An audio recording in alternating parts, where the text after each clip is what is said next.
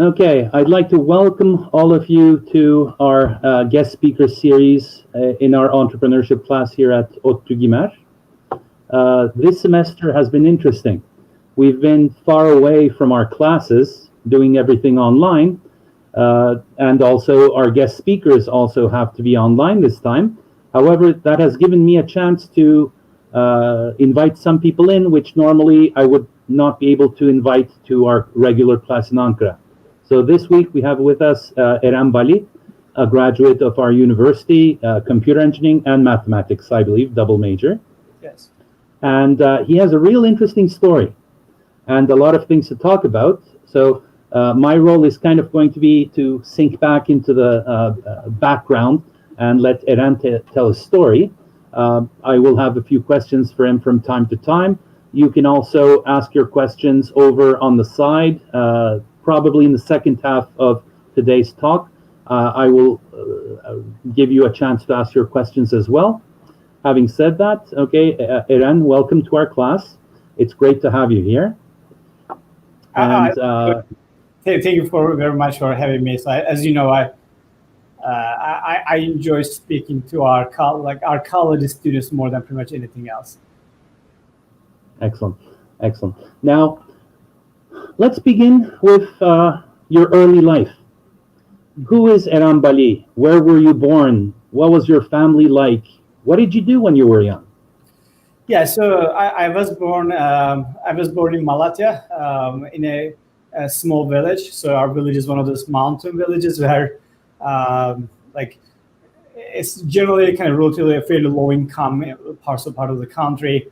Really raising apricot trees. Apricot is the only income.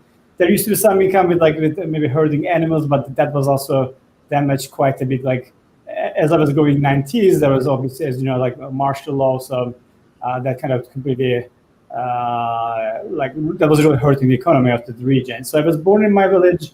My parents are teachers, and at that time, when I was growing up, they finally moved back to their own village. And my mom was a primary school teacher. Father had just been reinitiated as a middle school teacher, as you may probably understand what the reinitiation means in this context after the 80s. I think and that was a time where, like, the primary school, has 5 grades as usual, but there was only like one teacher, which was my mom. So she was literally rotating between classes. Like, so all the teachers would go into one classroom, one room, and then she would just teach the first graders, give them something, second graders, third graders, fourth graders, fifth graders, and just come back, right? So that was kind of the experience. And those were the times where the schools were fairly underinvested in the villages. So I grew up there. I think my first really kind of break from that was starting to play chess. So my father he actually self-made chess pieces for me. I would wish I had those pieces. Like they really worth so much money for me right now. Like if I had them right now, but I think my cousin lost that. So he just made chess pieces from wood carving and painted the board, and he taught me how to play chess when I was 4 years old, and that was really what I was most passionate about. So probably growing up, I wanted to be a kind of chess master, right? So my idol was Garry Kasparov. Honestly, still maybe he'd be one of the people I like to meet the most. I just happened to meet him a couple months ago, actually. So was it easy or difficult for your mother to be your teacher? I don't know. She was doing a good job, kind of ring fencing it. So it was me, my older sister. I had 2 older sisters. So she had practice and I remember that she used to see that I'm not doing the homework at home because I'm going to play, doing some other things, and she wouldn't say anything. And then in the class, she would say, "Eren, where is your homework?" And if you don't have it, back in the day, they would open your hand, and that would just kind of punishments. So those were physical punishment was still an important and necessary part of education. So yeah, especially in villages, I think kind of just getting the punishment in the hands or kind of the ear twisting was really part of standard part of education system. And it was totally normal. It was totally normal. Honestly, it would be weird if you don't do it. Like it would be just like if you don't beat the students a little bit, it meant you didn't care about the students. What about after elementary school? I'm not advocating it anymore. These are like 80s and 90s, so that's a different world. And obviously, just wait.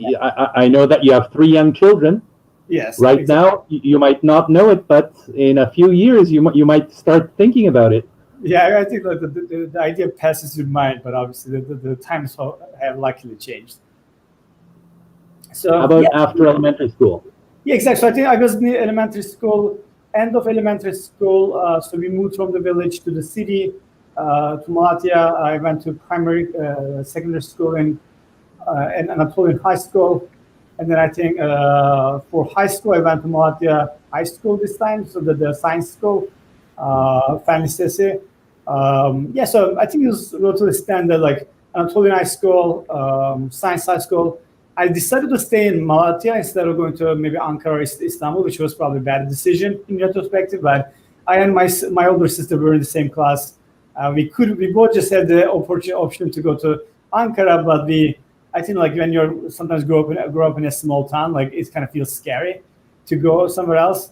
Actually, even worse as after high school, during high school I entered the National Math Olympiad and Science Math Olympiad kind of competitions.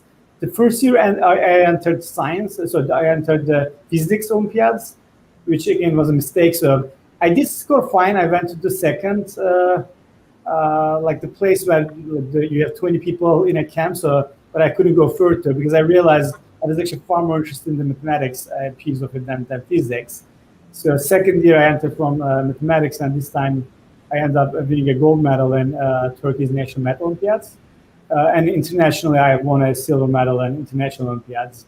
And that was actually another big breakthrough for me because all of a sudden, like, I'm in Malatya, like there had never been almost anybody from the eastern part of the country who had kind of scored that high on international Olympiads. So even before that happened, there were college professors from Bilkent and ODTÜ, like who just kind of took a notice that I had almost zero preparation. I had like nobody had trained me. I was pretty raw, and they could see this because I was failing on some of the super simple problems where all the other kids like knew exactly how to solve, but I was actually able to like maybe solve some of the more difficult problems. And it was actually interesting, like emotional time for me because like I was kind of the odd person in the Olympiad. Like everybody else was coming from the top colleges, like with a lot of preparations. So when I first went there, I remember that like when I thought that I solved a problem, and I would raise up my hand and say I problem, the other kids would actually can make fun of me. They just like would assume that like there's no way you can solve it. You're just like faking it or so. It was essentially a running joke that like I thought I would solve it, and then they were very surprised when I ended up winning the gold medal there. So it was one of those first moments where I can realize like sometimes like you go to a place where you feel insecure because other people look a lot more prepared than you, right? So and you feel, and sometimes also like you don't know the basics, and which kind of hurts you because you feel less kind of credible to yourself. But that feeling I think kind of almost continued my whole life, right? So I came to Silicon Valley, I had the exact same thing. So there were all those people, entrepreneurs who knew how to talk to investors, who knew how to pitch, and I personally felt very kind of unprepared, like raw. So it takes sometimes a while to get over those things. But it started with like really Olympiad camps where I just thought I would be able to do it, but then like I don't know, I had to kind of break into kind of new roles every time. Actually, one of the things that I remember from the Olympiad times is that I had zero preparation documents. There was nothing for like no training materials. The only two training materials I got access to is one of the college professors sent me a bunch of questions to work on. So he just, after the first camp, he mailed me, I think, a couple hundred questions from other Olympiads and other stuff. And I kind of studied those and mailed those back to him. So he kind of helped me remotely a little bit. And the other one was actually literally just woke up at night, went to one of the like the classroom and stole other kids' preparation documents, and I photocopied it at like 4 a.m. at night, and just that those were some of my materials. So like essentially I had to like steal kind of content from other people, like study. to study, like, because there's I mean, like today there's more like on internet you can find a lot more materials about Olympiads and those questions and things like that. Like I'm talking about like end of 90s, like it's just, it was very limited. And internet was one of the things. Like I could find some questions on internet. Again, my college professor sent me some, but like by and large, rest of it is all private content that the top high schools had access to, but nobody else had the access. So I think like maybe like my biggest inspiration is that opportunity, like the talent is fairly uniformly like distributed. So even in my village, there are all these kids where if they were born in a different environment, and I was kind of lucky because I was at least the teacher's kid, right? I was not the kid who was kind of required to like herd animals all day to kind of feed the family. So at least like my parents were teachers, but there were all these kids. Like I have relatives who are kind of trapped into the life of poverty. They can't really escape there. Who are so talented.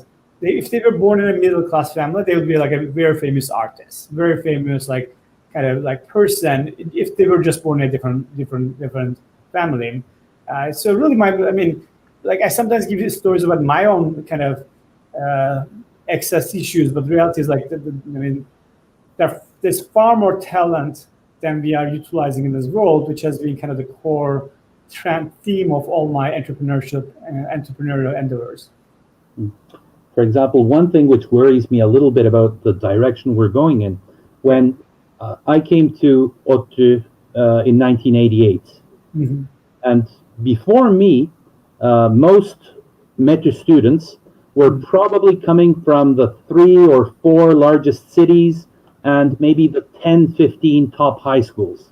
Yep. A lot of which were state high schools. Yeah. Right? Anadolu Liseleri, Fen Liseleri, and so on. Yeah. After me, though, things started to change a little because when I came back in 1999 as a faculty member, our students were coming much more, not just the 3 or 4 largest cities, but we have students from 81 cities mm-hmm. and from hundreds of high schools. And I think that part of that is the success of the prep schools, yes. the Dershanes, yeah. which leveled the field a little bit. Mm-hmm. Because before, you had to be at one of the best high schools to be able to train well, usually.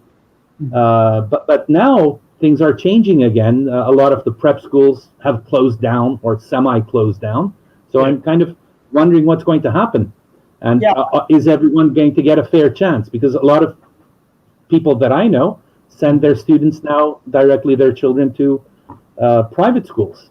Yeah, it's true. I think I think for even with all of his faults, there was like the education system in Turkey was somewhat focused on like a lot of really great state schools and prep schools were expensive. But for example, in my case at least, like if you actually scored well enough, they would actually accept you for free, right? So that was actually the hack that a lot of other kids had. Was essentially I never paid for any prep school, so there were some opportunities to just break in, and standardized exams, again, maybe they're not perfect because your whole life depends on a 3-hour exam, but on the other hand, when you don't have it, the other type of criteria people use to select students for college is actually discriminates more for people who don't have the access points. Like if, for example, you look at the social activities as a part of your admittance criteria, like United States, the rich kids who go to the top colleges, which have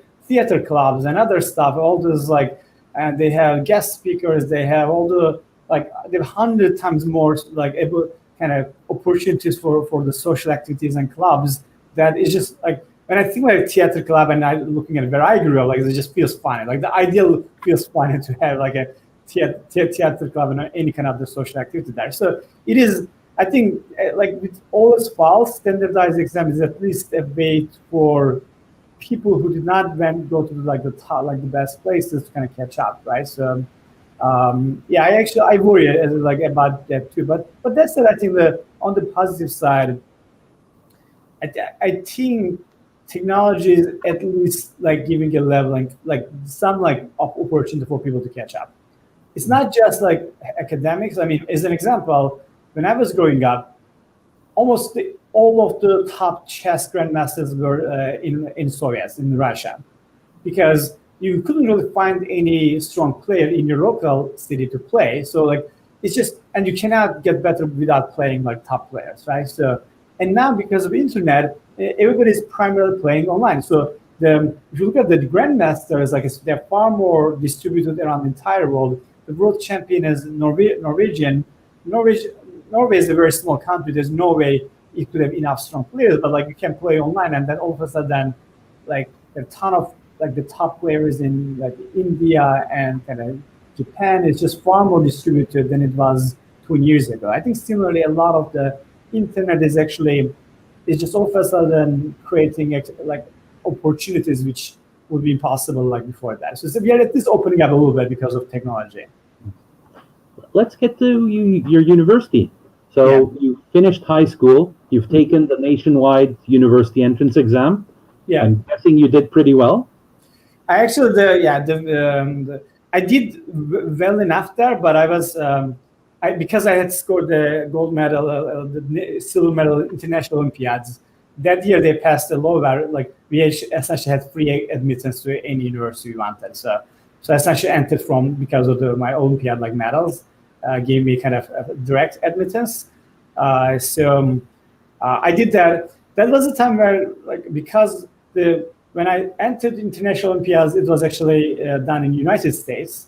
So, and I did have kind of invitations from Stanford and not Stanford actually. Stanford was like half paid, like MIT, and they had all the invitations to all the medal winners as they usually do.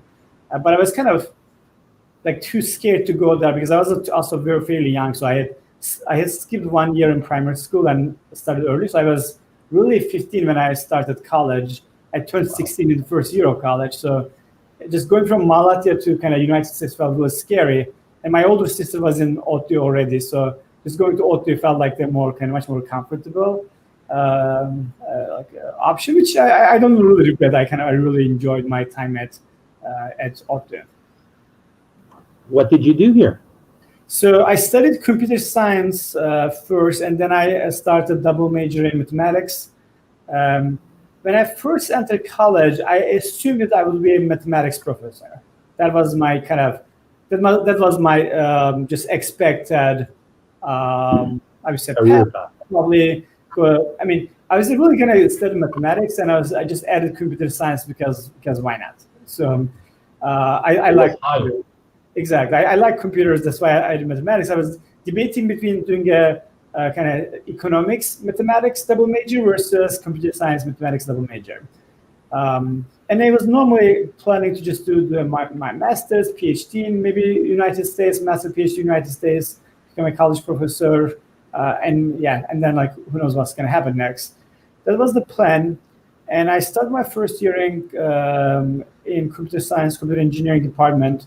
And I had actually started learning programming in high school. And I was doing things like the web development, and Flash was the kind of thing I liked the most. Then I was doing a lot of Flash programming, which was not really a thing in 2000.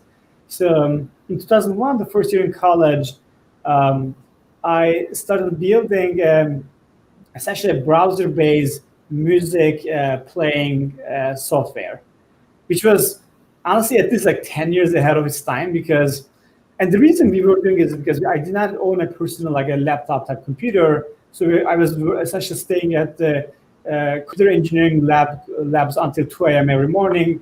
And then I would go home after like 2 or 3 a.m. So we were primarily using the university lab computers.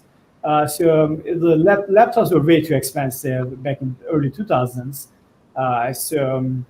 And when people go to the internships during the summer, so you would now have to switch to using the computers of the company, and that meant you couldn't really listen to music if you are somewhere else. So I actually built a browser-based music listening interface.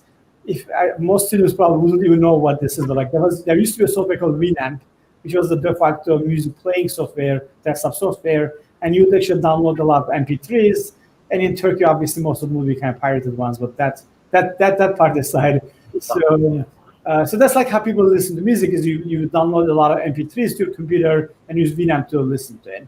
So we put some of the songs on a server, and then I built a user interface which is completely browser-based. And browser-based programming was not even a concept back at that time. So I think it was a really really interesting kind of observation that even in the future, most software would be browser-based. That was my biggest kind of long-term kind of vision, was everything we are using in the desktop would eventually become browser software. And to build what I was building, I had to build buttons like text inputs or like stroke robots, because nobody was really even thinking that you could build applications on Flash or like other browser-based stuff. So I had to go real low level. So that music listening interface was kind of fun, because I didn't even know about this concept of startups and tech companies. I actually thought that Google was a project somebody did. I didn't even understand that these things like actually make money and they're like legitimate companies. So there was no marketing, anything, but I just launched the service and I kind of shared with a couple of friends, and just from word of mouth, like students telling each other, it started getting a lot of usage. It's got so much usage that METU's network administrators said, okay, what is this thing that like this port is consuming more than half of the university's bandwidth, and they shut it down to anybody outside university. So I was able to convince them to kind of keep it within the university. And then later on, it started consuming a lot of bandwidth of the network of the computer engineering department. So the admins kind of closed outside the computer engineering department. But even with that, it kind of showed that like it was a useful thing. Like people wanted to listen to music, and they were not always in front of the computer or their own, which has all the songs. Like being able to access all the songs from everywhere was a really kind of fun, interesting, useful thing to build. Were you one of the good students, or did you just stay in the computer lab and not go to class, or? Yeah, I wouldn't call myself a good student, so I probably attended, I would say, 100 hours of total classes in my 4 years between mathematics and computer science. So I definitely did not have good attendance. I think my grades started well. It started maybe 3.7 was the first year, but as I get to the third, fourth year, I was definitely sure that I want to become an entrepreneur. And I don't want this to be an example to anybody else, but I think I missed 1/3 of all exams in my last year of college, so I'm not proud of. But so I started a high GPA and just went. I think I landed at 2.8 when I was graduating, or maybe 3.0. I forgot what it was, but because last year in the college I was doing double majors, plus I had the company that I started. We were shooting some kind of movie in a kind of with some friends, girlfriend. Like I was taking definitely 5 times more than I can chew as a student. Well, our last guest speaker still hasn't graduated. Oh, really? Okay, yeah. He's an entrepreneur and was a very interesting chat, but he still hadn't graduated. We'll see if he ever will, but it's interesting. Yeah, I think I regret those. I don't think that was very productive.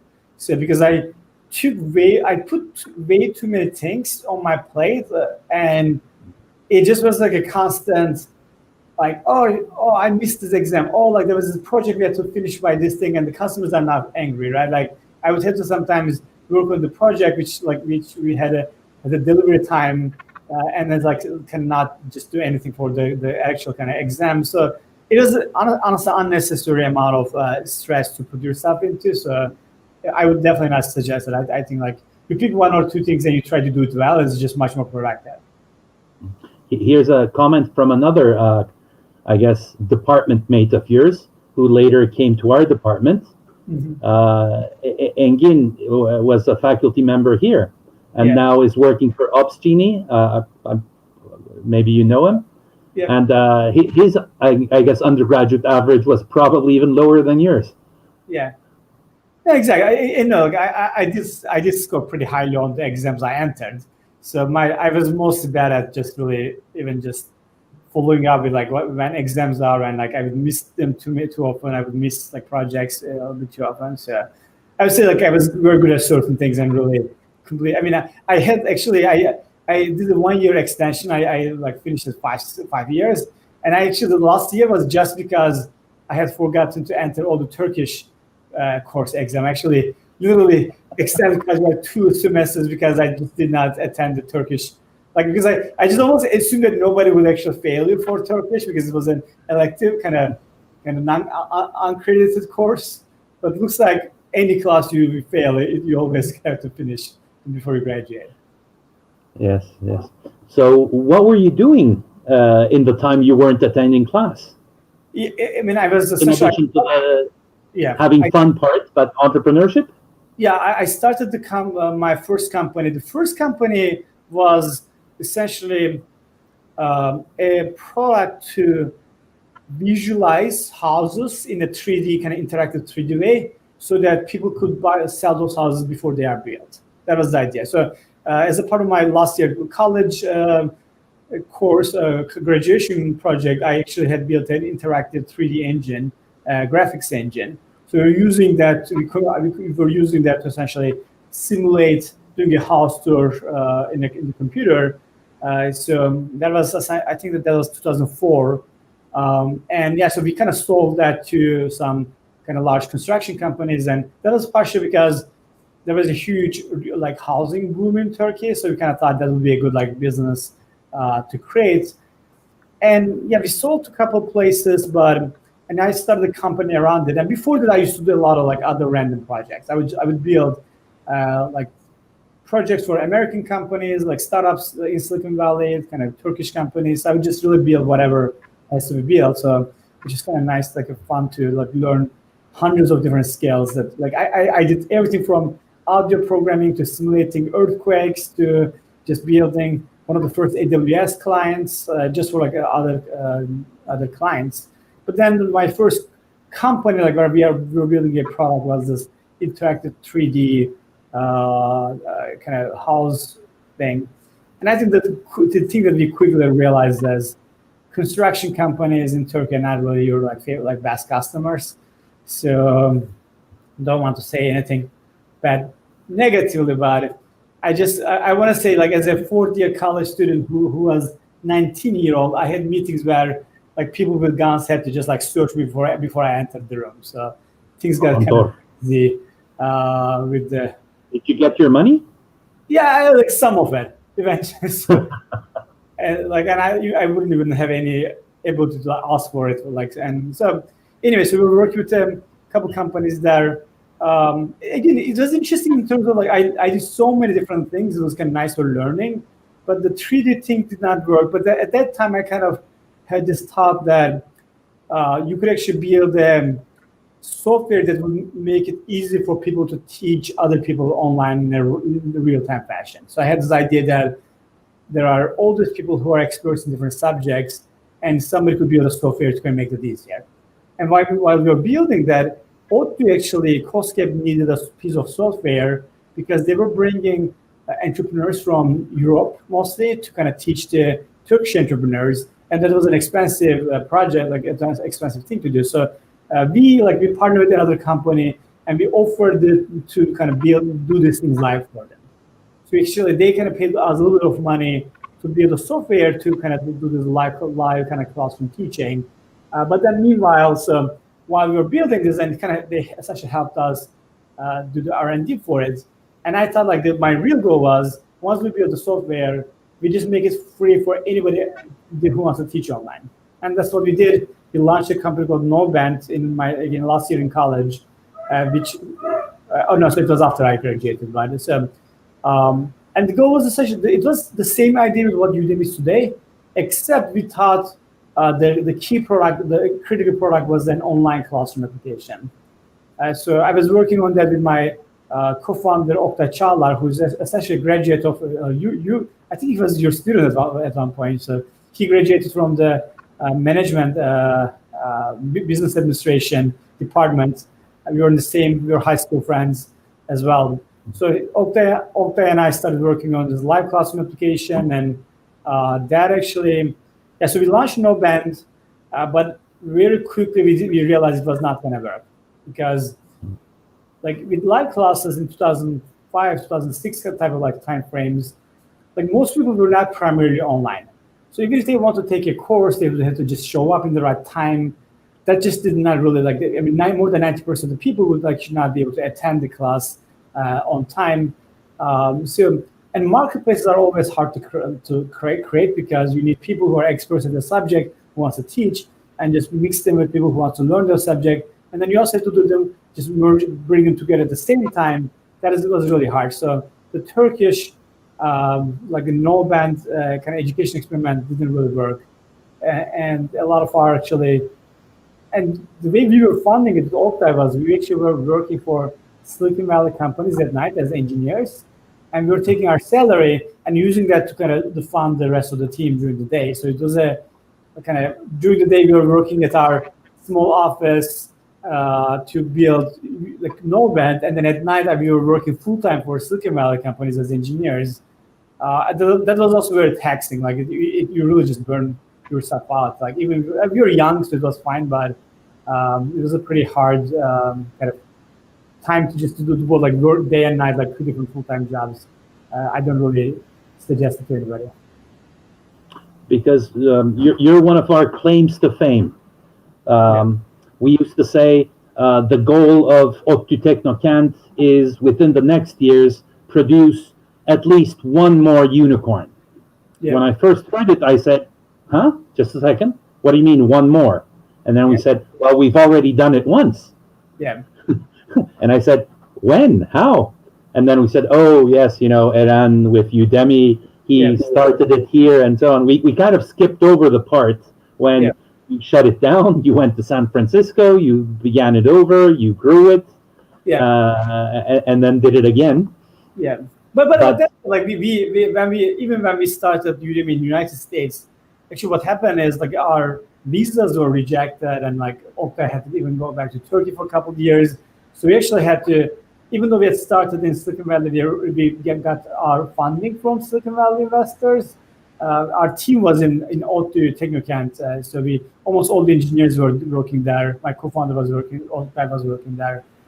So we were essentially, even when we started here, we were like a half American, half Turkish company. But that said, you're right. Like obviously, but here's the thing: in my first year, I think I did a presentation at Ertohom, and somebody asked me a question. They said like, in a very cynical, like a skeptical way, he asked, "Do you believe that there will ever be a $1 billion company from Turkey?"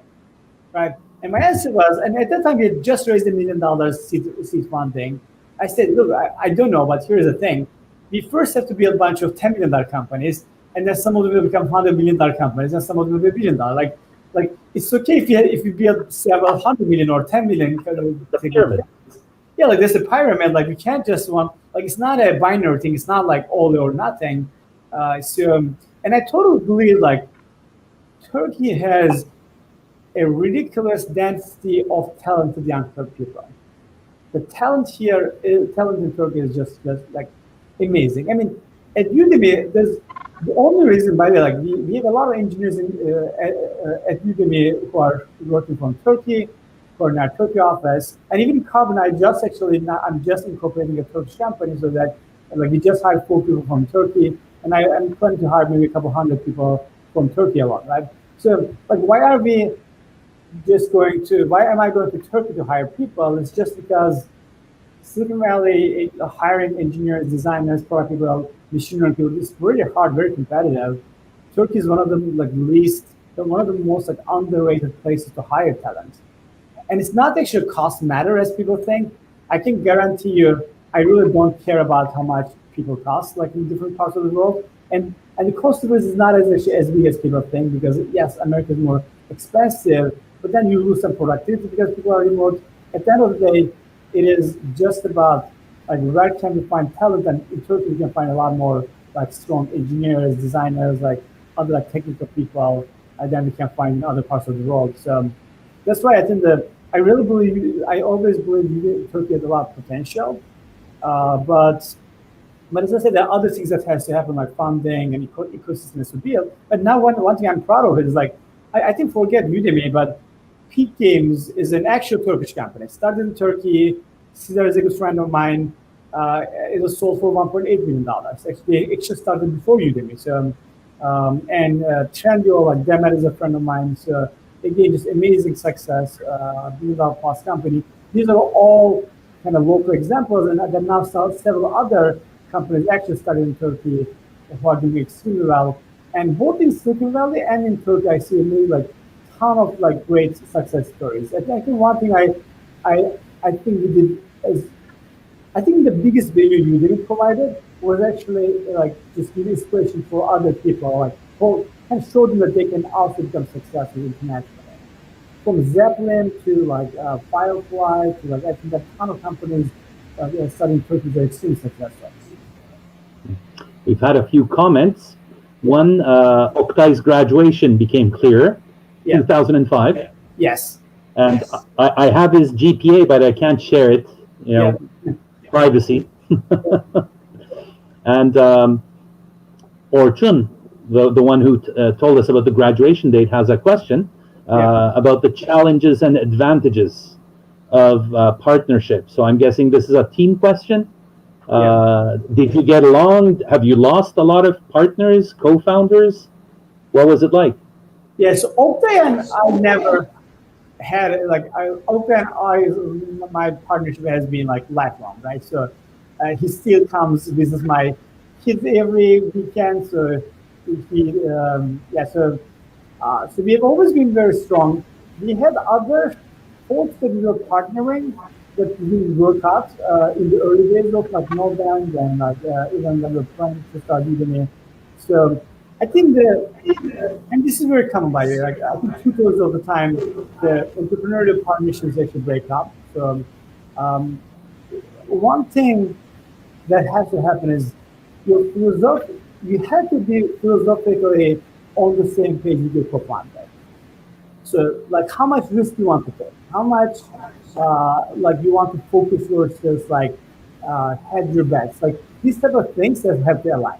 With Oktay, we had this great alignment. With other people, like, for example, they liked what we were doing, they wanted to partner on this, but it was one of the 10 things they wanted to work. So, and we go to realize, like, you can't just do something successful in 10% of your time. You have to just, like, you have to be laser focused. You have to burn the bridges and just burn the ships and just go all into those. So I know those kind of things where there were some kind of partnerships which really ended up breaking usually before we had any signs of success. But like we kind of realized we had to just go all in and okay and do this and some other people did not have at the same kind of level. It seems that people from Opsgeni also, or Atlassian now, I guess, also agree about the underrated manpower to be found in Turkey. Yeah. So good. At least we have jobs around the world. Yeah. No, honestly, I think one of the best things that can happen in Turkey is if a lot of international companies like Atlassian, Opsgeni, and now there's Udemy hiring very heavily in Turkey. Carbon is going to be competing with those. Fireflies hiring very heavily in Turkey. I think that's actually great because, like, here's the kind of thing that a lot of people don't notice. When you join a startup, the experience you got is actually not that different than the experience that the founders get. Like, what I know about entrepreneurship from my Udemy experience is not all that much higher, more important than what all the early engineers we hired had, because they went through all the same process with us. So when they start companies, they will be very much more likely to be successful. So I think essentially, if I was helping run Turkey's economy, one of the first things I would do is like make it super easy for international companies to hire in Turkey. First, like you bring in dollars every month, like that's just amazing for the economy to actually bring for your currency and things like that. Second is like all the experience they get, that's worth far more money, right? So like essentially being a talent source is not a bad thing. It's actually great because, I mean, that's how ecosystems start. Like you start working at the company and if that company becomes successful, and then you just get the experience and you start your own company and that becomes successful. That's how you can go from one successful company to like a full ecosystem of entrepreneurship. Because that's one thing which we constantly are debating about. So in a lot of the programs that we have, entrepreneurship support programs and so on, part of them may be a little tourism. So the trip to Silicon Valley to see, the Googleplex, other things. But in addition to this, we also, for a long time, were helping people go and find customers, and some of them moved out of Turkey. Yes. So they left. And unfortunately, even right now, a lot of students in the back of their minds, they're saying, well, the conditions right now, I don't like it a lot. So I wonder if I could go abroad, go do this. And there's the argument that, well, the state has been supporting you, has been providing the education and other things free. And then when all of a sudden the company or the brain power moves, what do you do? And should we be spending money on that? My answer was that, well, are you going to force them to be here? Would that work better? And plus, when they go and they become successful, they bring back a lot of things as well. Yes. I think that this is asked a lot to me. So, like the example, I usually end up giving a football example. So, like it kind of people resonate better, right? So, I think the basic idea is like you train a really talented football player as like playing in the top Turkish teams, but that person wants to go kind of play in the Spanish league, right? So you just not want them to go because you train. But the reality is like, if you look at the top leagues, they're the best leagues because the best players are all around the world just condensed there, and every player becomes better players there. So essentially, you do want just like we want the Turkish players to go play in the top leagues in Spain, England, and come back and bring some of the experience here, and we want their players to come. It's a similar thing. Like isolation is at the year 2020. Isolationism, is a horrible idea. You want your people to gain experience in other countries and bring those experiences back to your country. And the thing is, people like even me, we all eventually want to come back to our home country. Right? No matter how happy and like you like the environment of the places, it's nice to work there and gain some kind of perspective. You end up wanting to go back to your home country. And honestly, if anything, we should make it so that other people from other countries want to come work in Turkey.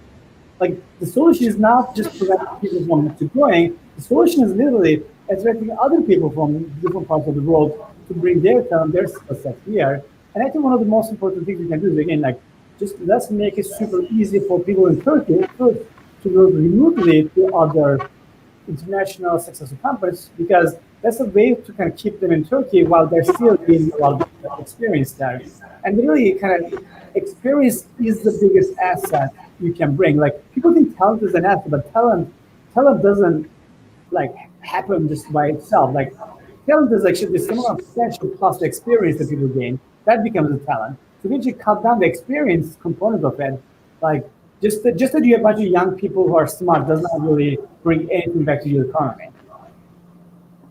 Well, we have a few questions. Maybe we can. Sure. Here's I think a potential competitor. Yeah. Also from computer engineering. Yep. Carbon Health. Yeah. Where would you advise me to start? Essentially, Carbon Health. And for people who don't know, Carbon Health is a technology-enabled primary care company. So we are a full-stack company. We build the entire technology stack, operations, people, culture, marketing, branding. We decided to just own everything. So the thing about doing something in healthcare is healthcare is an extremely local business.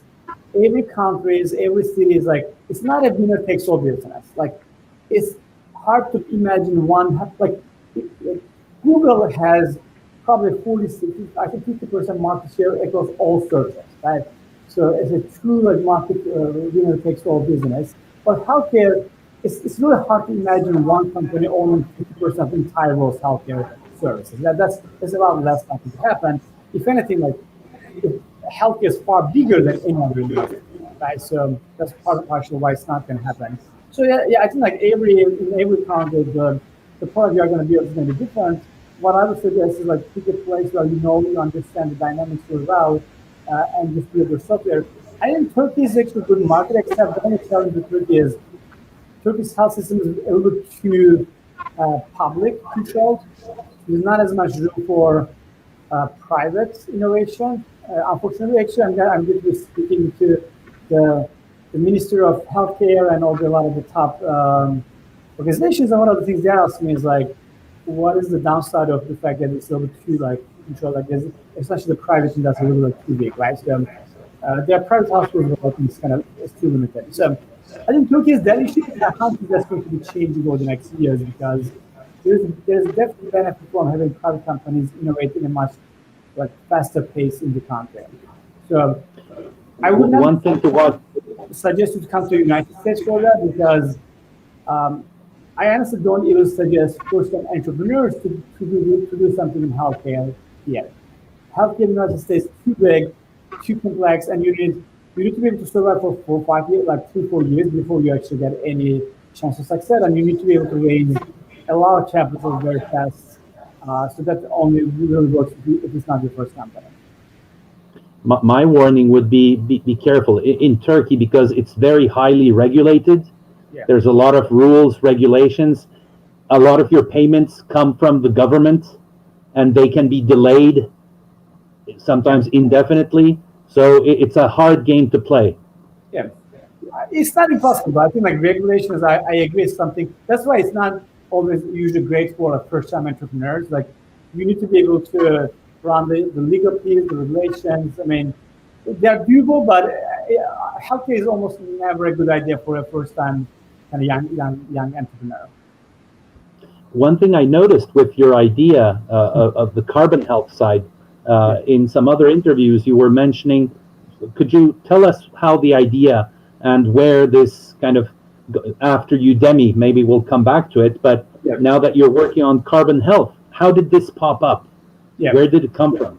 Sure. So my sister is a physician, Eren Bali. So she's a nuclear medicine specialist. So I had some kind of, and we grew up very close. She's the one who's 18 months older than me. So, and because I skipped a couple of years, we have kind of grown like always in the same class. Like we have grown together.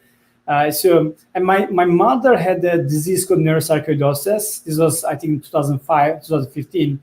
And my sister actually kind of lined up several university professors and her teachers to just to talk to my mom and understand what was happening because she had a completely unexplained stroke. And that's really when I started thinking more like serious about healthcare.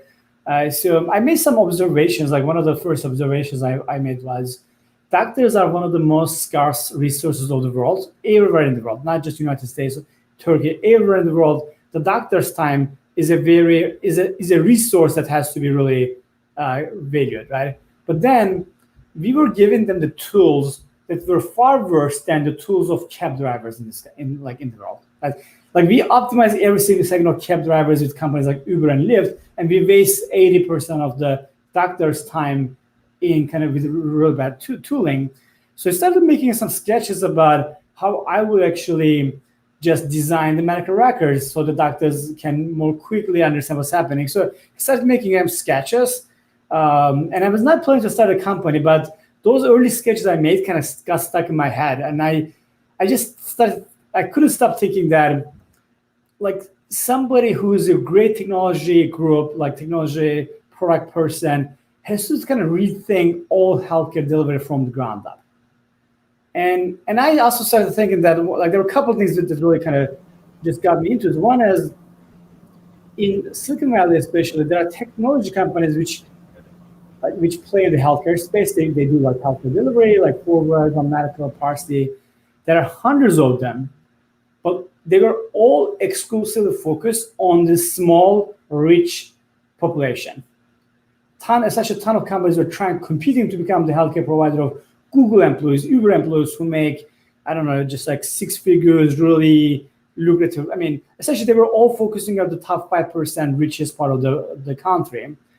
And there was absolutely no companies who was focused on providing great care in a way that the entire population can access. So that was actually a massive hole. I said, okay, this is the type of thing that somebody like me has to spend time working on. So it's an interesting problem to work on. I like actually full stack, kind of more complex businesses, sometimes complex service industries. And lastly, I also thought that if somebody can make this work, it can literally become the largest company in the world. So, because healthcare delivery, I mean, the United States spends so much money in healthcare. It's $3.5 trillion. $2.5 trillion just spent on healthcare delivery. And $300 billion is just the primary care spending in the country. And just to compare, Apple is a massive, obviously one of the largest companies in the world. They operate in the smartphone market, which is a $100 billion annual market in the United States. So, and you can build the Apple in this $100 billion market, and there's a $250 billion just the primary care, and $2.5 trillion total spending. So essentially, this ton of money is being spent. Every single person in the country is a customer of healthcare, so it's a very obviously kind of broadly relevant market. And also, the customer experience was so bad. It's super expensive. 25% of the United States does not even have access to the primary care. Literally, they don't have primary care availability in the 50 kilometers of where they live. So I think all of these things, I kind of realized yes, it's a hard problem to solve, and this requires kind of a really unusual way to do things. This requires ridiculous amount of investment and R&D and really big team, which I was well aware of it. But I just said, if you can make it work, it could literally be a much bigger company than Apple and Google and Amazon, all of them combined. And I think you also use the fact that you were an outsider. Yeah. Is my voice coming fine? Because yeah, exactly. I have to switch to. Okay. Yeah. Because you were an outsider. You weren't really a doctor. You weren't doing that directly. You were a consumer there. Yes. And so you had kind of a baby's eye. Yeah. You could see, what didn't work. And rather than say, oh, that's the way things are, that's how we're going to continue, you were able to use that to find what could change. Yeah, exactly. I think that's really how it works. One of the key philosophies I have is that when you're a smaller company, your biggest competitive advantage to existing larger entities, companies, is that you can gain unique insights about a market that other larger companies are missing. That's really you look at any super successful company startup, it's always because they had an insight which larger existing companies missed. And I actually also believe that you don't randomly gain insight, right? So you have to put yourself into position of insight. You have to physically sometimes put yourself in a place where you can observe things which might be missed by other people. Before I come to carbon, I'm going to give you an example, right? In another industry, so gaming. So during the college, I also spent a lot of time playing games with friends. The game that we are playing was called Dota. It was a battlefield arena game. It was not even a game. It used to be a mode of Warcraft 3. And we were fanatically playing it. Once we started playing Dota mode, we literally had not played any other game ever. So we were such big fans of the kind of format. It was developed by an indie person who just was building a mod around Warcraft. So, and eventually, right now, Dota 2 and League of Legends became the most played games ever. They became massive franchises. But there was I don't know how long it took, but there was a fairly long time where if you played the game, if you knew other people who are playing the game, you would have no doubt that game modality was extremely addicting, as it was going to be massive success. But for a long time, none of the major gaming companies even just realized that there was this game which had a fanatic followership. So this is the type of insight sometimes when people look at the markets and analyze numbers and sales, they miss all the small things because they're not playing it on the ground, right? So I think similarly, so you just need to be in a position sometimes, because larger companies look at numbers and reports and analysis. There are a lot of smart market researchers, and those actually all those don't really give you what's interesting. They just give you what's obvious. And if you just know something that other people are missing, that's really the entry, the opening to start a massive company. At Udemy, for example, the unique insight we had was there are a ton of people in the world who have talent, but who don't have an opportunity to improve their lives. And learning is actually one of the best ways to initiate changing your life. A lot of time when you will see people who were in a really bad situation and eventually change their lives for the better, it usually starts with learning a skill. And actually, when everybody else thought in the Silicon Valley thought that the education was all about bringing the Stanford machine learning courses to the entire world, that's what they thought was the most important problem with education, because it's what they kind of cared about as individuals. We thought that what really the world needed more than anything is allow someone to learn Excel quickly to take a secretary job. Allow someone to learn some basic web development so they can make websites for local businesses and make some money, right? So essentially, we realized this whole elite American university courses was actually a very small part of what people in the world needed from learning.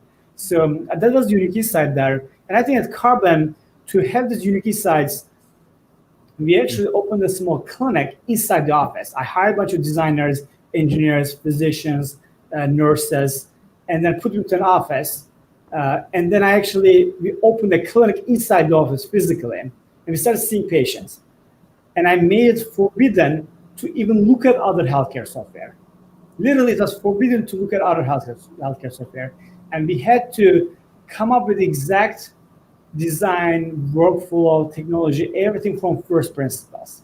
There's this idea called first principles thinking, which is like a lot of people think in analogies. Like they say, oh, this is what this company did, and maybe something similar to that can work. Or this idea is a bad idea because this other similar company failed at that. Right? That's the kind of analogy-based thinking. That's useful for a lot of things, right? So it's not a bad idea. But sometimes to really gain the true insight, you need to start from first principles. Like you should, and this is what we did. We said, okay, let's start with healthcare. Where do we even start? We said we have to start from the primary care side because that's a consumer decision. Secondary care is not a consumer decision. Even if you do a better job with the consumer experience, you are not going to win those markets. The primary care is chosen by the patient themselves, so that's where you have to start. And then we did that. So we said, okay, like where do we start? Like first thing that the patient does is onboarding themselves into the system. They have to usually call the doctor and book an appointment and fill out some forms. And those are all stupid things to do, right? So like why in 2016, like we are doing all those analog things, we completely digitized onboarding yourself to the doctor and made it so that you download the app, scan your insurance card, take a photo, and in like 2 minutes, you're a patient of Carbon. And then we started working on, okay, what's next? Right? Your doctor is going to ask you questions about why you are coming. We said, like, a lot of those questions the doctors are asking, they're already in textbooks. Like, we know what those questions are. Why do you waste the time of a person who was trained for 15 years to ask questions which are already obvious? So we just started asking, like essentially we built the system so that we ask all those questions in the application before the patient comes in. And we have some triage logic and things like that. So anything which doesn't not have to be done by a human, like it's a waste of time. So we kind of started doing these things and just got deeper and deeper, which was very different than what all the other healthcare companies did. Because if we talk to small clinics and practices and said, like, what are your biggest problems? Like, and I did this a little bit, right? I did not do zero of it, but they would say, like, billing is hard, dealing with insurance companies is bad. So, like, they would actually highlight things that are top of the mind for them. That doesn't mean those are the things that, like, are actually the biggest problems, right? So that's why, like, asking customers is useful, but you need to just sometimes ask people, but sometimes ignore them as well. Like, I talk to people, but ignored a lot of what they say. I said that, yes, they're worried about the billing because that's all about payments and their livelihood depends on it, but that's not necessarily where you innovate the most. I said, nobody told me that making it more frictionless for patients to onboard themselves is the biggest problem, but I just said, like, that is the biggest problem. That's what we start working on first. So, like, because you almost have to look at this from like a physics problem, right? So, like, high level, like, and that's what we did. And we end up in a platform and software stack and service blueprint, which was radically different than all the other providers. And that's what made Carbon very successful. So we spent several times optimizing it, but last year I think in the last 1 year, the company has grown by 13x, and which was accelerated by COVID. But really what happened is we built this amazing, efficient system. And when COVID happened, the country needed somebody to provide care at a large scale that was never done before. And then we ended up becoming the company which was able to do it. One question, this automation and kind of standardization. I'm guessing some would argue that it kind of removes the human element, and shouldn't a doctor sometimes take the extra time and get to know? But for you, the doctors kind of become interchangeable. If you could have a computer do it, even better. So it's actually, I think it's the opposite of what you are saying, in the sense that, so when you remove the things which are interchangeable, like standard, and then what happens is what the doctor has to do is all the things that you want the human intuition for. Essentially, by removing low-value tasks from the system, you're allowing people to feel far more human. Like Carbon Health is one of the most technology-savvy, tech-centric healthcare providers. It actually feels also the most human in all healthcare providers. So when a human gives you a piece of paper and asks you to fill out that form, you can consider that as a human interaction, but it's not a high-value human interaction. That's a low-value human interaction. That feels more bureaucratic, if anything. So when we use technology to remove all those things, which doesn't really need low-value human interaction, what happens is you come to our clinics, we have almost all your details, and when you come in, the front desk person's job is not to just give you hand your form and inputting those details to the system. Their job is to make you feel comfortable. Ask all the questions you might have, which was not otherwise answered. Take the time to educate you on our services and our application and how do you follow up with the care plan. We allow them to just do more high-level, high-value tasks. Similarly, when the doctor is not spending, because normally this is what happens. I'm the doctor. You come to my clinic, and I have to just turn my head to the computer, and then I was okay, what did you come here for? And I'm just typing and just maybe trying to put up eye contact with you. So instead of that, it's much more human when a lot of the story is already in the system, and your doctor is able to spend time with you, understand exactly what's happening, and then how to just apply the right treatment. And we actually built our entire healthcare software as an iPad application instead of computer software, because they can hold the iPad in their hand, still look at you when they're talking, and just occasionally they just enter something.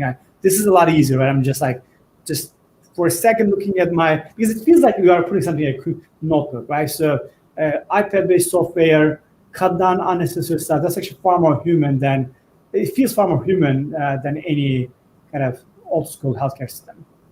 Mm-hmm. And also, these are the type of counterintuitive things that I mean with the insight, right? So you realize putting our humans in every step is not actually make it feel more human, it's actually making it less human. What it feels more personalized is if you remove those steps and just get people to shine in their roles. So not everyone might know this, but so Carbon Health, after being established in 2015, so just 5-6 years ago, has already raised 8 rounds, adding up to 172.5 million, with the most recent one, I believe, just a month ago, another 100 million. Yeah, another $100 million was the most recent round. So we ended up raising $107 million. And this covers definitely the fastest growing healthcare company in the United States. And I think you'll actually see things will be progressing very, very fast. Over the next 1 year, a lot more things will happen. So we just also scale. So we had 7 clinics. We started really in 2016. 2015 was when I incorporated the company, but we started working on it in 2016. We spent the first couple of years just building the software, and then we started providing more services in 18. And 19 is where we spent a lot of time optimizing things, but we only had 7 clinics in 19.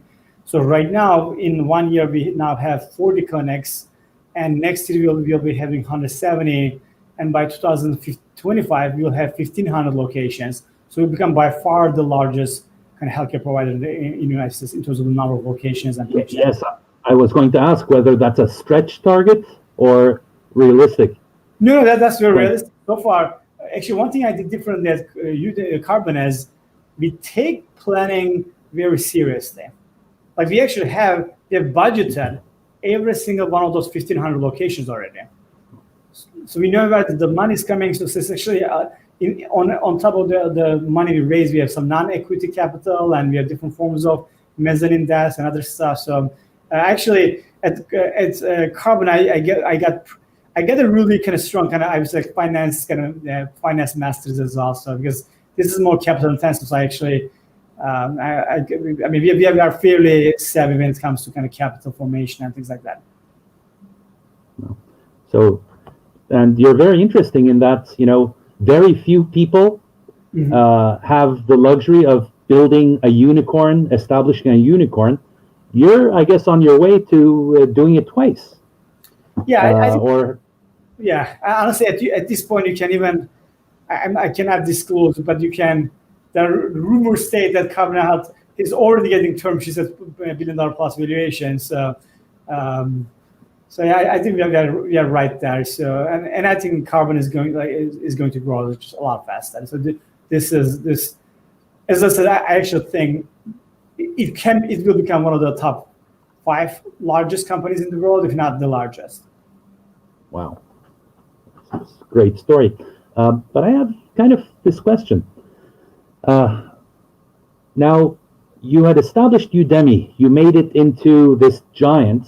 Yeah. Why not continue doing that? Did you get bored, or did other things happen? Yeah, I did not get bored. And there were other things that happened, which we kind of shared before. But I think the key problem was that at that time in mid 2010s, like the way people build large companies was there would be a founder like me, and usually an engineer or someone who builds stuff that brings the company to a certain level, and then the expectation was that eventually you bring an adult in the room to run, like somebody with gray hair, to run the company and take it public and just take the next step. If you look at old companies, a lot of them had similar situations, and I mean this was shared before, so I'm not going to keep it private, but So our board also had the same thought. They were thinking, okay, Eren is an amazing founder. He will do the first 5 years. And when I stepped down, we were growing by 400% year over year. So it was not like the company was doing extremely well. But the idea was okay, now we need an adult, somebody with experience to take the company to the next step.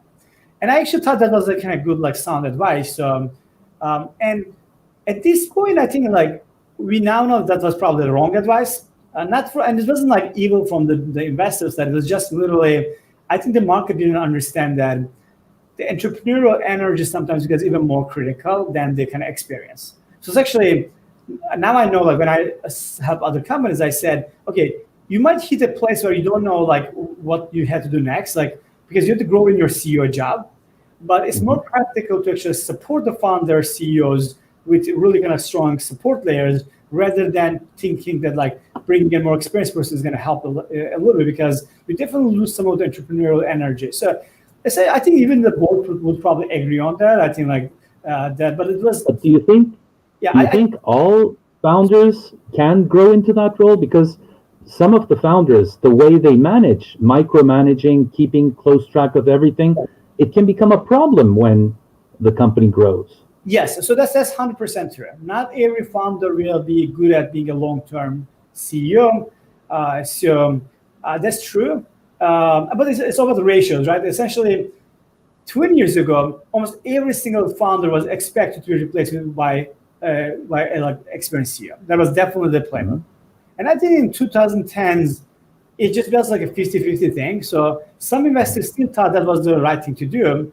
And some investors actually can look at companies like Facebook with Mark Zuckerberg, and they, if you remember, even Google just brought an external CEO to take the company to the next step. Eric Schmidt really scaled the company, right? So, I think at Udemy is the times where there was almost a debate between, do you really want to double down on the founder, or do you want to bring external CEOs? And these days it has completely flipped. And at this point, we are just what we are saying is, yes, if the founder is a liability to the company, just get rid of them and just find somebody who can be more of an adult. But as long as, so essentially right now we have very bias towards keeping the founders in companies and supporting them, unless they kind of prove that they're the wrong people. But again, if they're missing certain, like the lack of experience is definitely no longer considered to be a problem, because you know that you can support them with good board members, good chief operating officer, a strong team. And sometimes like, because the DNA which allows you to go take something from 0 to 1, that's actually very unique. And a lot of established kind of hired CEOs don't usually have that. They're optimizers. They're good at like managing people, managing investors and things like that. But they don't transactional. They don't usually be like, they're usually not good at going from like nothing to just building the first version of something. Yes. Listen, like I think in the technology ecosystem, the perception has changed very drastically in the last 5 years. Like look at companies like Shopify and other stuff. Like almost all the like top companies like Airbnbs of the world, like all these companies would have replaced their CEO founders and just brought on external CEOs if they were started 10, 20 years ago. But I think these days again, almost all the investors now agree that it's better to lead, it's better to be biased on keeping the founders and supporting them rather than replacing them. Let's ask a few more questions. We have Usaid Kirmoğlu asking about what to do when he graduates. Should he try to found a company, or is working at a startup good enough? So I would say the best experience you can get is either starting something like early, and early could be like growing companies, growing startups also are very interesting learning experiences. So essentially you want to be a fast growth place, right? So, and the growth is actually the more important criteria than the size, right? If a company is growing from 100 people to 500 people very fast, that's also like really interesting. A 10% small company, which is like a small agency, they're never going to become like 1,000 people. That's actually not going to be as interesting, right? So a high growth company is usually a great place to get experience. It's also okay to just start a company directly. And you may or may not be successful. That's also good learning. You learn different type of things. But I think for more people, it's probably better idea to join a startups and gain some insider experience and then try to do a startup. That's probably more practical for most people. But as I said, like there are a ton of companies, people who just started a company right after college, and some of them did okay as well. Joining a large company, I don't think is going to give you almost any experience that's relevant to startups, except like you meet people, you meet other strong potential co-founders. I think that's where even like companies like Facebook or Google, like the main value you get there is that you end up meeting other like smart people that you can just go start companies with again in the future. That's actually useful. But other than that, I don't think like, because the way you think things is so different than how you will have to do things. Like you almost can like overlearn the wrong things by just working in large companies for too long. Sure. Yes, I've heard that many times. When going and working somewhere in a large corporation for a few years helps you learn the system and so on. But once you get embedded, it becomes, you overlearn. You're right. But at the same time, there is interesting research which tends to say that most of the big, really good companies were not necessarily started straight out of high school or college. 40 years plus after having gained the experience, learning the environment, finding good problems, I guess, is important. Yeah, I mean, reality is right now, majority of the top companies are started by repeat entrepreneurs. Like, it's actually the myth of this young college grad, starting a massive company. So I think that myth has two pieces. One is there are a couple ideas which became big so quickly that like they were successful despite the founders being dropouts and having no experience. Right? There's one. The other one is it's different than the things like we were 10, 20 years ago, because 20 years ago, there were not a lot of 40-year-olds, 50-year-olds who understood technology kind of inherently. So just the age of technology people was kind of young, right? So people who were growing up with technology who really spent a lot of time, and I'm not talking about technology executives, I'm talking about like literally just growing up with all these different technologies. The average age was really low, and as a result of this, young people had a huge competitive advantage to kind of older people and starting companies. But at this point, like a lot of 50, 60-year-olds also have grown up with technology, right? So like that kind of edge has really disappeared. Now at this point, everybody is like has been born with it, like a lot of people, and maybe not 80-year-olds, but like just essentially the average age of a technology savvy person is a lot higher than it was like 20 years ago. So I think that's really the biggest difference, and that as a result of this now, the more established, experienced people are like just starting the majority of the successful companies.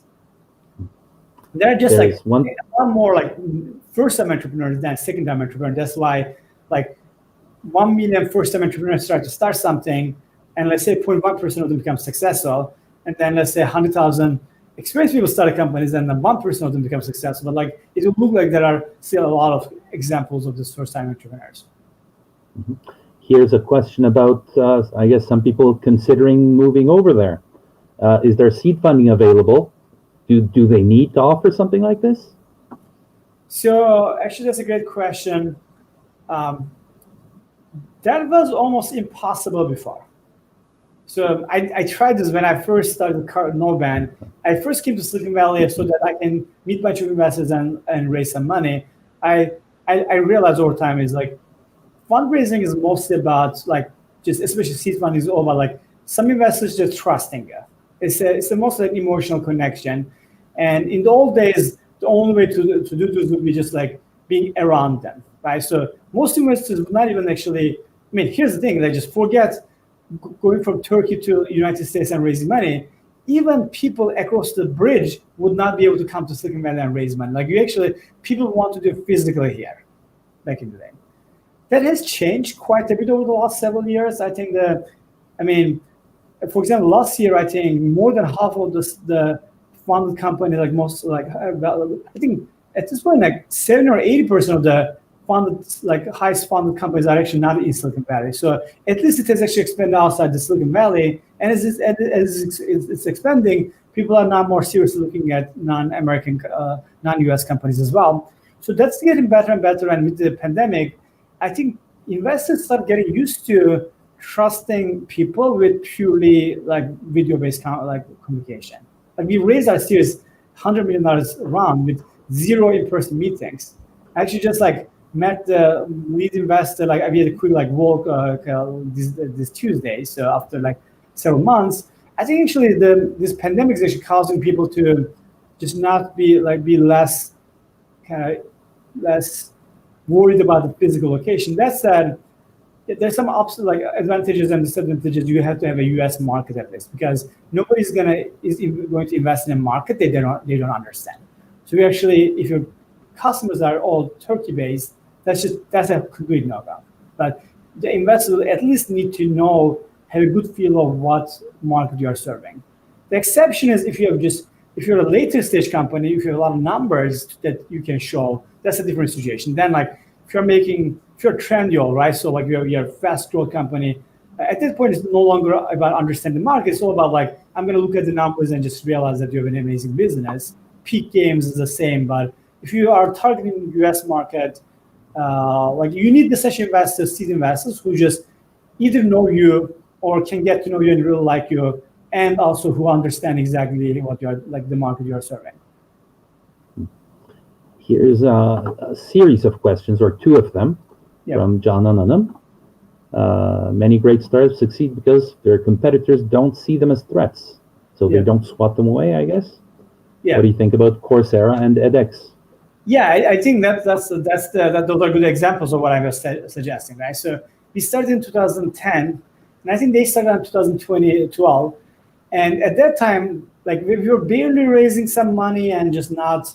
I think we had raised $3 million of funding when they launched, and they were very high-profile companies. Sebastian Thrun, the Udemy founder, he was already listed at top 100 innovators of the world. He was a Google fellow, fairly high net worth himself. He was like Larry and Sergey from Google were like close friends of him, right? So I think he raised a ton of like $60 million as a seed round, like before they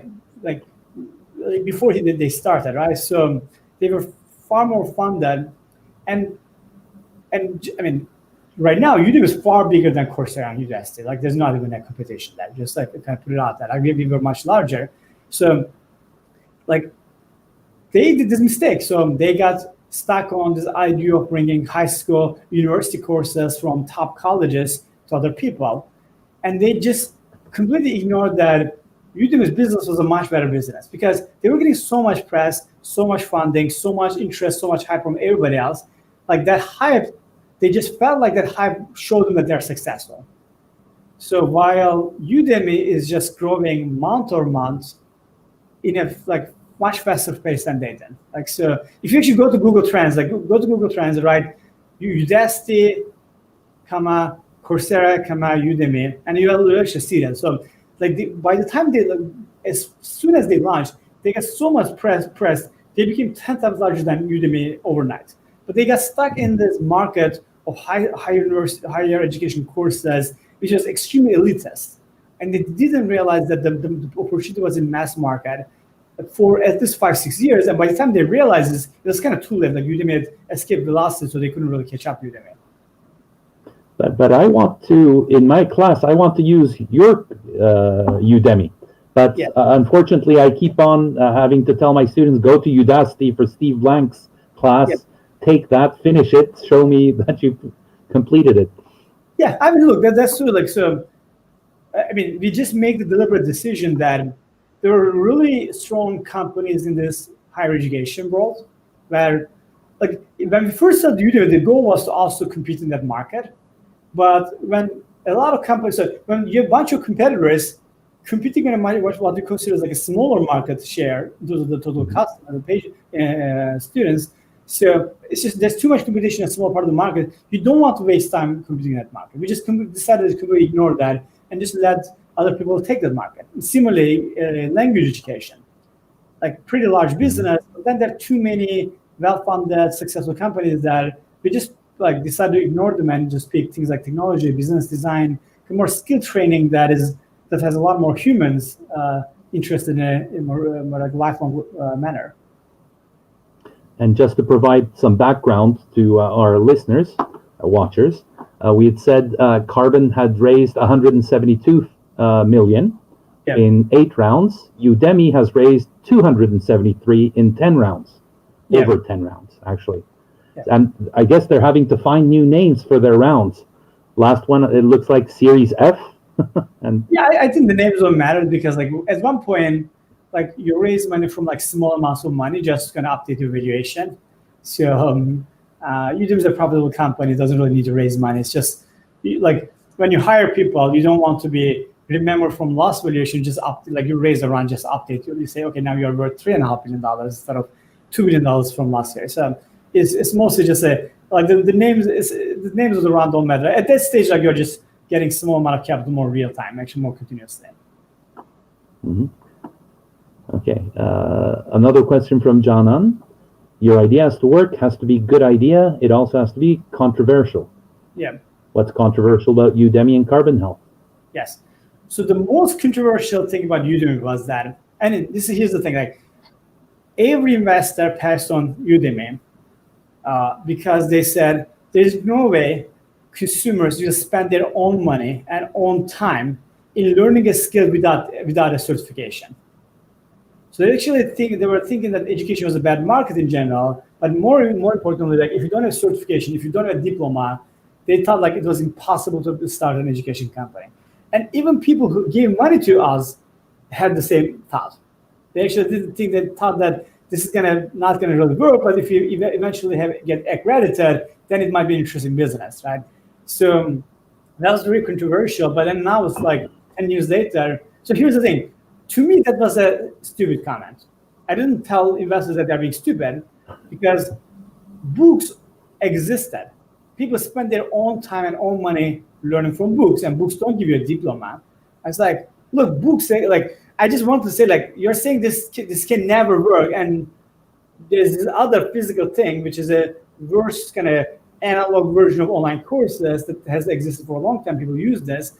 So again, it was obvious to us. It was very controversial in the market to do like a non-accredited kind of skill training destination. The other thing, which was very controversial, counterintuitive, was we wanted to have a place where you can learn anything, and that sounded like a really stupid idea to every investor. They said, no, you cannot have a learn anything destination. It has to be like Do you want to teach programming, photography, like marketing? You have to just teach something. You can't just be like a place where you can learn anything. That makes more sense was the comment. And now like Udemy is the place where you can learn anything. Really. So that was very controversial. And at Carbon, until this year, a lot of investors struggle to understand why somebody like me would be actually opening physical locations. So actually one of the investors put it best. He said, there are 4 or 5 things we as investors don't even touch. Like we just completely avoid, like it's some like radioactive. Yeah, like play, right? So we don't touch primary care because there's zero margin. And then they're right. Like on average, primary care in the United States has zero margin. Right? There's no margin to make. We don't touch insurance-based payments because of like problems and issues. We don't touch physical locations. That's a horrible idea. Very capital intensive. It requires too much capital. It's slow to scale. Like you cannot grow a physical location. If you have physical location, you cannot grow fast. And then we don't touch kind of fee for service. It has to be some value-based arrangement, right? So they were saying we exclusively want to invest in value-based telemedicine things which are in specialty fields paid by employers. And that's really what everybody else was investing, was this thing. Essentially, and everybody had the same idea. It wasn't one investor I'm picking on. Like everybody had the same thought. And even again, similarly, the investors who gave money on Carbon, they mostly gave money to me. They trusted that I will figure out what is right. They didn't really understand the business completely. So they just kind of, it was mostly a founder-led bet from their side. So it's nice having the reputation.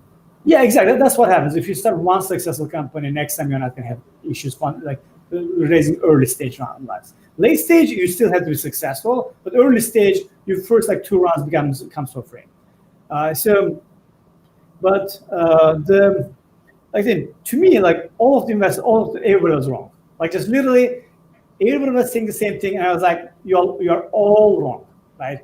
Because this whole thing that you're describing is not even 0.01% of total healthcare delivery.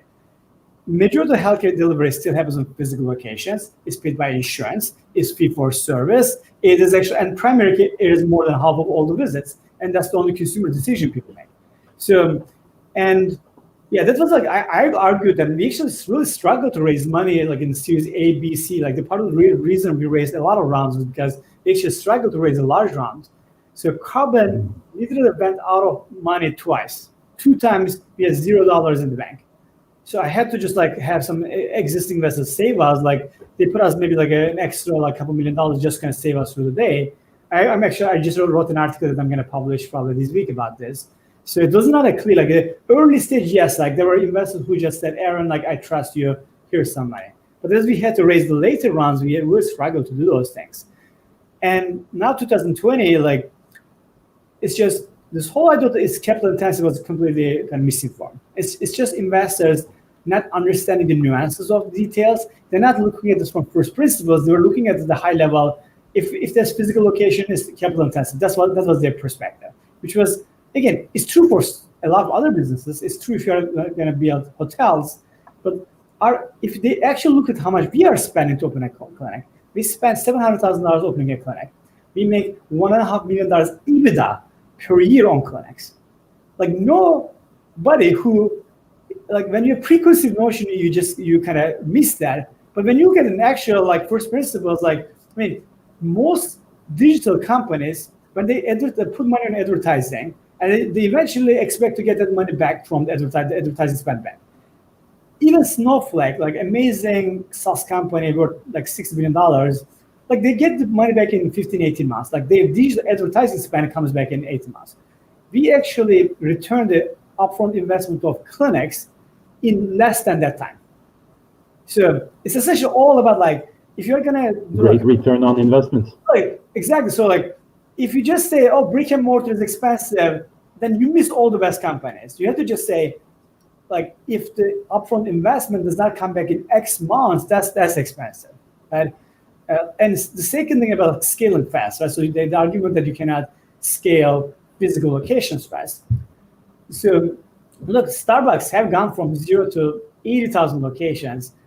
We grew Carbon Health physical footprint by 12 times in a year, right?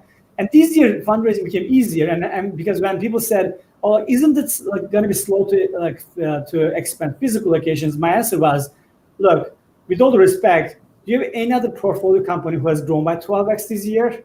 So yes, you can. It's just like you have to. The question you have to ask is like, why would it be slow? What is the thing that makes it slow to build the scale of physical? And did you find a novel solution to those things, which is exactly what we have done. So anyway, so it's just really, it was about like herd mentality among investors was one of the biggest challenges. But this year, like we performed so well.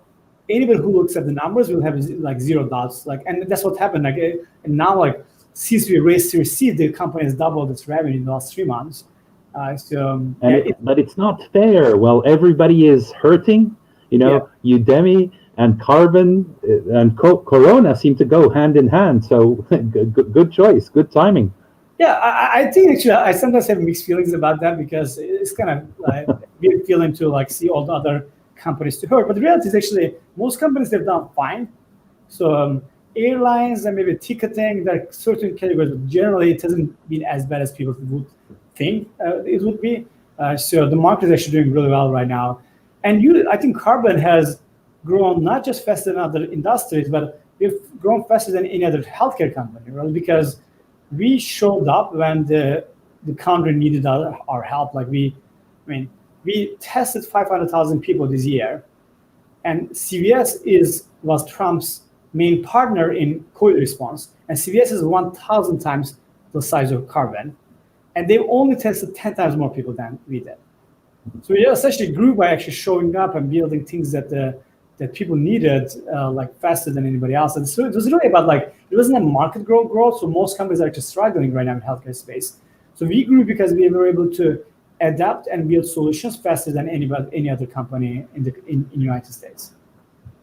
In the articles, usually when they talk about, okay, you get the payment directly from the individual or from this, there's always a little kind of in parentheses, except for Kaiser or Medi-Cal. Why not? What's wrong? Yeah. So Kaiser is a closed system, so they don't accept external providers. So they're both insurance company and an HMO provider. So essentially they don't accept. So say you have to both be in their insurance plan and their like provider. So they both own the hospitals and the insurance actually cannot accept that. So it's not something we don't.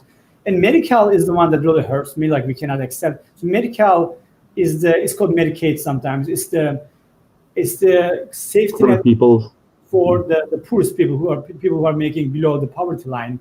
So the problem is the reimbursement comes from each state, and the reimbursements in California is extremely poor. So they're paying like a third of what other like the lowest other providers paying, and the payment comes in 18 months. You have to essentially eat up 18 months of cost before you get in. So that's just one place. And the organizations who usually accept Medicaid in California are federally, so they're nonprofit. So if you're a nonprofit doing this, there's federal reimbursement. So the federal government is kind of closing the gap there. So because we're a private company, we're not eligible for federal subsidies, so you cannot really do that. So, but it does hurt me because I really care about making this accessible to the entire population.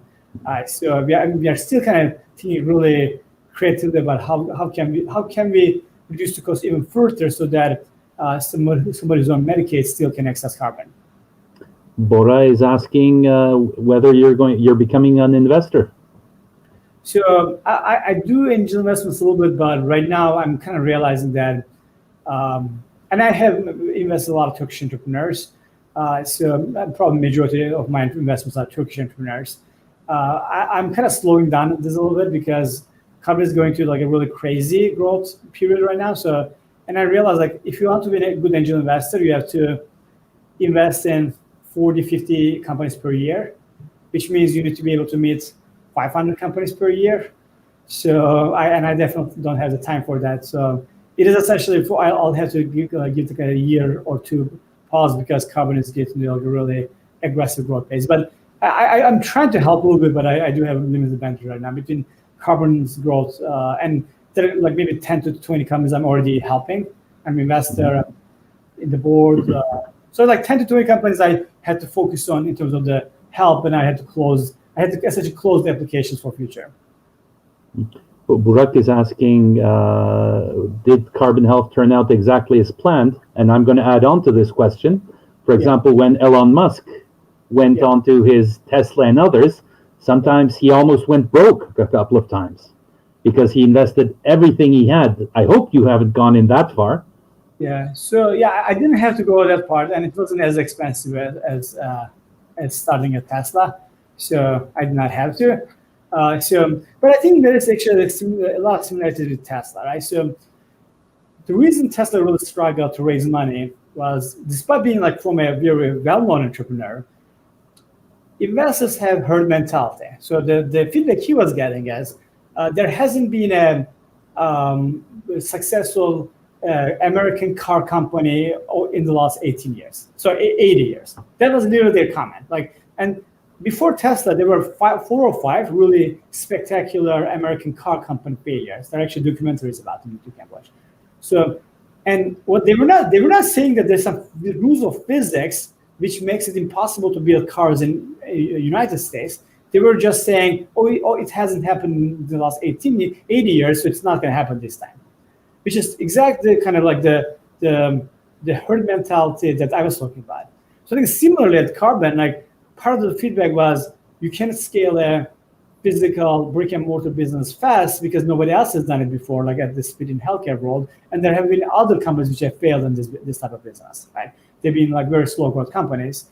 So, and they were not saying like there's some rules of physics which makes it impossible. So I think that there was similarity, except like Tesla is such a cash intensive business, like their burn rate was way too high because they had to buy the hospitals and buy factories, build them. So it was more expensive than Carbon. So at Carbon, we survived by doing some other stuff. We actually, for 1-2 years, instead of building our own clinics, we partnered with hospitals and we started managing their clinics on behalf of them. So that was a kind of pure cash business. And it allowed us to kind of keep the burn rate low. So until we were able to kind of invest in our own clinics. So like it was just essentially it's a similar story, but Carbon is not as expensive as Tesla. Okay. Well, we've been taking your time for more than an hour and a half. Yeah. Do you have anything that you feel I have to tell these young people, these young potential entrepreneurs that they have to have? I don't know. I don't think there's actually one piece of advice that's going to change their lives necessarily, but this was a great conversation. At Carbon, we are starting to hire very heavily in Turkey. We're starting from engineering positions, but I would love to just build a much larger team in Turkey doing a lot of different things. And also I think I really urge we right now don't actually accept application. We apply to you. So we kind of, but then eventually we'll open it to kind of external applications. Right now we get actually, so the way to apply to Carbon is, right now is you find the university professors who we like and trust, and you just get their referral, because we're not hiring too many people right now, but probably in the next 6 months, we're going to make it an open application situation. I think, as I said, we are building a team, but also I think they can actually go work with a lot of Silicon Valley companies right now. So because right now, because everybody's turning to remote work, there's a lot more opportunities than there was before. So that will be an interesting experience for you guys. And if you want to start a company, and if it starts growing, if you are seeing some success, then ping me, because that's when I can be more helpful to you. From 0 to 1, I actually don't have as much to contribute anymore, but if from 1 to 100, that's the part of it I will be more helpful. And your hiring is mostly all computer engineering or coding, or what kind of people are you hiring right now? Yeah, I mean, we now have 1,000 people, and we are hiring 4,000 people for next year. So, but the ones that we are hiring in Turkey is going to be mostly in the engineering department. We might hire some people especially machine learning talent is very critical. Design is another resource, and then there'll be other types of people that we hire, maybe from project management, operations. We might end up hiring more people like that from Turkey, but right now it's more technical focused, R&D focused. And the picture you had shared earlier today, the minivan or the caravan, cargo van. Yeah. Is that what you are opening up, the new design? That's a fun little thing we are doing. So we are working with this company called Airstream. So Airstream kind of produces these really high-end caravans that you can, when you see them, you'll recognize the Airstreams. It's all kind of steel, aluminum exterior. So we are co-designing a mobile clinic with them. So we have other mobile clinics, but like Airstream is the one, like Airstream is kind of like has a Ferrari type branding in the United States.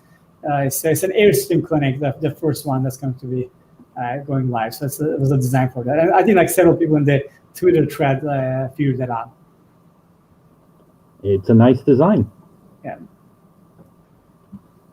Okay. So, all right. Well, Eren, soon. I think I'm 11 minutes late for my next meeting already, but okay. Thank you very much for your time. And that's it for today. Thank you, audience.